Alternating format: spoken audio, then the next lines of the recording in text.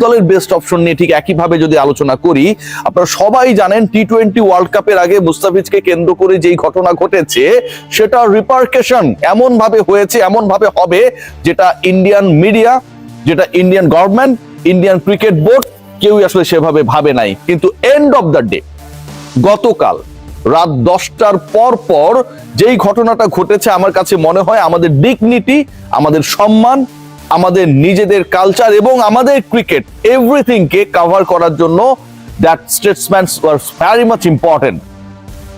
আইন উপদেষ্টা আসিফ নজরুল স্যার যে কথাটা বলেছেন যে গোলামির দিন শেষ, আইসিসি অনেক বড় মাতবর হতে পারে বাংলাদেশের একজন ক্রিকেটারকে যেই দেশের ক্রিকেট বোর্ড না খেলানোর জন্য সেই দেশের ওই ফ্র্যাঞ্চাইজি লিগের কলকাতা নাইট রাইডার্সকে বাধ্য করে, সেই দেশ বাংলাদেশের 15 জন ক্রিকেটারের, 22 জন কোচিং স্টাফের, সমর্থকদের, সাংবাদিকদের, ক্রিকেট বোর্ডের ডিরেক্টর যারা রয়েছেন তাদের নিরাপত্তা কি করে দেবে? বাংলাদেশ ক্রিকেট বোর্ড অফিসিয়ালি আপনাদের বলছি, Bangladesh cricket board has written to the ICC or almost they're about to write to the ICC that they are not intend to play their World Cup matches in India. This is official. This is not unofficial. Asif নজরুলের ওই পোস্টে আমরা স্পষ্ট indication পেয়েছিলাম যে Bangladesh cricket board যেন এরকম একটা স্ট্যান্স নেয়। বাংলাদেশের ক্রিকেটারদের নিরাপত্তা আগে, বাংলাদেশের মানুষের ডিগনিটি আগে, এবং সেই বিষয়কে সামনে রেখে বাংলাদেশ ক্রিকেট বোর্ড বিসিবি গতকাল ইমার্জেন্সি মিটিং রেখেছিল। সেই মিটিং শেষ হয়েছে অলমোস্ট রাত 1টার কাছাকাছি সময়ে, এবং সেখানটায় যে সিদ্ধান্ত হয়েছে তাতে প্রথম সিদ্ধান্ত যেটা বাংলাদেশ আইসিসির কাছে অলমোস্ট, আমি যখন এই কন্টেন্টটা করছি, আলোচনাটা যখন করছি, লিখে ফেলেছে or they are about to write that Bangladesh is not intend to play their World Cup matches in India. যেহেতু হাইব্রিড মডেলে আপকামিং ওয়ার্ল্ড কাপ হচ্ছে, সো হাইব্রিড মডেলে পাকিস্তান যদি শ্রীলঙ্কায় গিয়ে খেলে, অন্য দেশগুলো ইভেন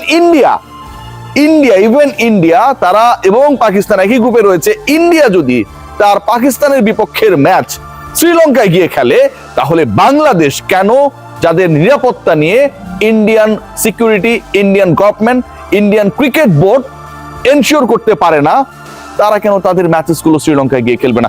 ভেরি লজিক্যাল পয়েন্ট। বাংলাদেশের কোনো সমস্যার জায়গা এখানটায় নেই, ইভেন আইসিসির কোনো সমস্যার জায়গা ওইখানটায় নেই। All the problems that has been created by the host nation and the board, and that is India and BCCI, সমস্যা তাদের সমস্যার কারণে আমি আমার 15 জন ক্রিকেটারকে, 22 জন কোচিং স্টাফকে, শত শত বাঙালি যারা সমর্থক, বাংলাদেশের সাংবাদিক যারা রয়েছে, তাদেরকে আমি ভারতে পাঠিয়ে দেব? সম্ভব এটা কোনোভাবেই সম্ভব না। বাংলাদেশ ক্রিকেট বোর্ডকে বিসিসিআই রিকোয়েস্ট করেছিল যে তারা মুস্তাফিজের মতো ক্রিকেটারদেরকে আইসিসির নিলামে তুলতে চায়, তাদের এনওসির ব্যাপারটা কি রিকোয়েস্ট করেছিল, রিকোয়েস্ট করে লেটার দিয়েছিল।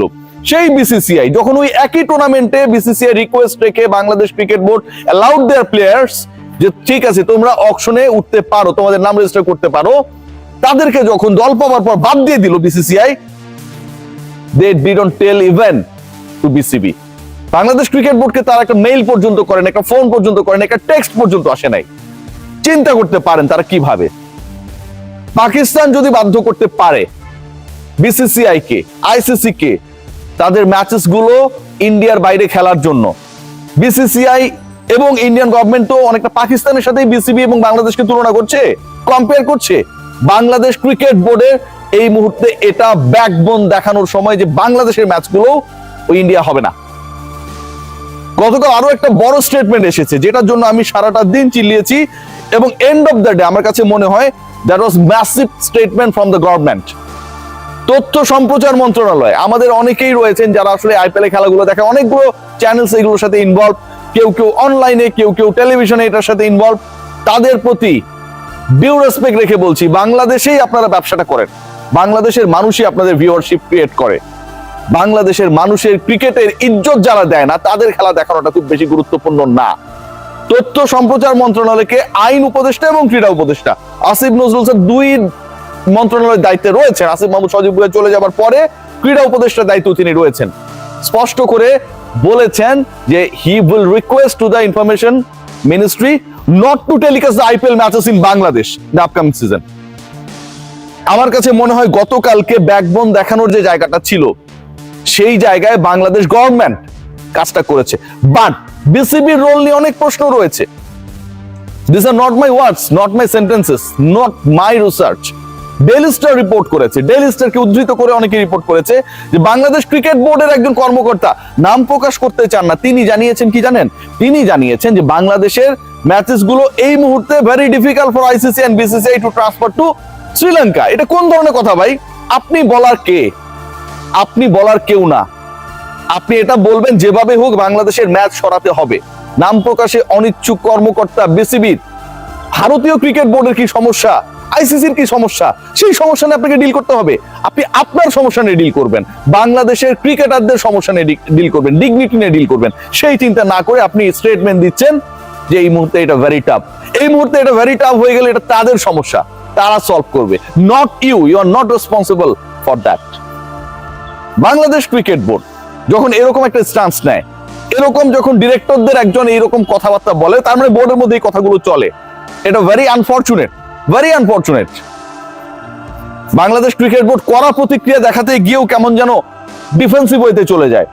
This is also very unfortunate.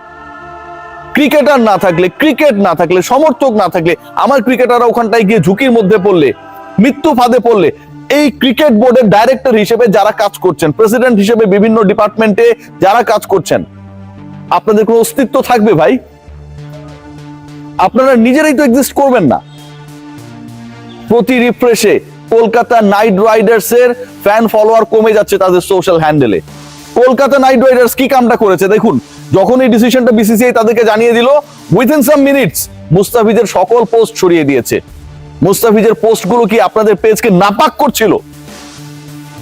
সকল বাঙালির উচিত, বাংলাদেশি সাপোর্টারদের উচিত, ক্রিকেট প্রেমীদের উচিত কলকাতা নাইট রাইডার্সের সকল সোশ্যাল হ্যান্ডেল রাইট নাও, এখন থেকে আনফলো করা। এটা ছাড়া কোনো সমাধান না। Again I am giving my full thanks, support to the government. যে স্ট্যান্সটা নেওয়া হয়েছে from the sports ministry, Asif Nazrul sir একদমই নতুন এই মিনিস্ট্রিতে, বাট এই গাটস শো করার সময়টা এখনই ছিল।